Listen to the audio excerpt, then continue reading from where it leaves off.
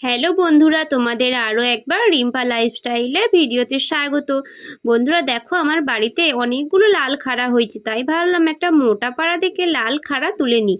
আর বাড়িতে কিছু কাঁঠাল বীজ অনেক দিন ধরেই পড়েছিল, তাই ভাবলাম এই লাল খাড়া দিয়ে আর কাঁঠাল বীজ দিয়ে আজকে একটা রান্না করা যাক।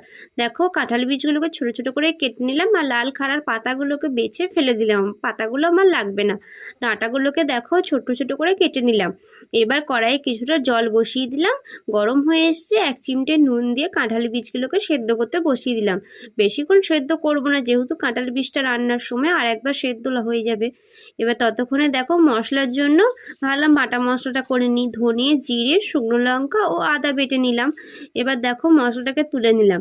এবার কাঁঠালি বীজগুলোকে অল্প জল থেকে তুলে নিলাম, বেশিক্ষণ সেদ্ধ করিনি। ওই কড়াইতে দেখো বেশ কিছুটা সর্ষে তেল দিয়ে দেখো কেটে রাখা আলু, পটল, কুমড়ো, বরবটি, কলাই, লাল খাড়া, কচু দিয়ে দিলাম। তোমরা তোমাদের পছন্দ মতো সবজি দিতে পারো। অল্প নুন ও হলুদও দিয়ে দিলাম। দিয়ে কিছুক্ষণ দেখো নাড়াচাড়া করে ঢাকা দিয়ে দিলাম। কিছুক্ষণ পর দেখো আবার ঢাকা খুলে কাঁঠাল বীজগুলোও দিয়ে দিলাম, সেদ্ধ করে রেখেছিলাম যেগুলো।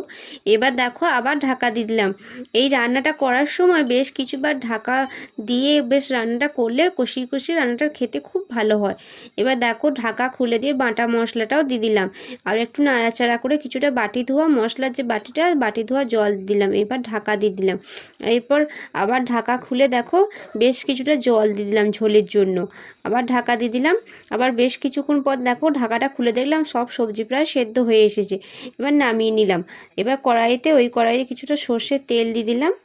শুকনো লঙ্কা, 5 ফোড়ন, পেঁয়াজ কুচুনো দিয়ে দিলাম, একটু রসুন কুচি দিলাম, লঙ্কা গুঁড়ো, নুন, চিনি, একটু হলুদ গুঁড়ো দিলাম। দিয়ে একটু নাড়াচাড়া করে দেখো পেঁয়াজগুলো ভাজা ভাজা হয়ে এসেছে। এবার যে ঝোলটা সবজি তুলে রেখেছিলাম সেটাও দিয়ে দিলাম, সম্বরতে ঢেলে দিলাম।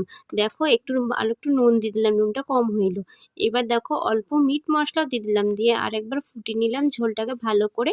ঝোলটা প্রায় ফুটে এসেছে।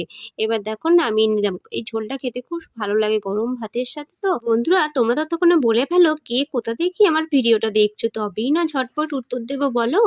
আর যদি নতুন ভিউয়ার্স হও প্লিজ চ্যানেলটিকে সাবস্ক্রাইব করে এই বোনটির পাশে থেকো। সবাইকে অনুরোধ রইল।